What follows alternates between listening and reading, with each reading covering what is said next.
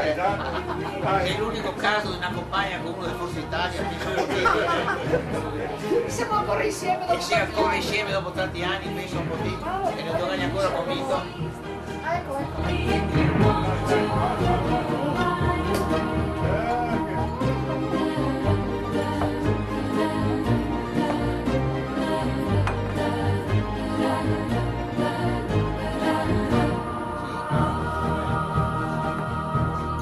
When there's a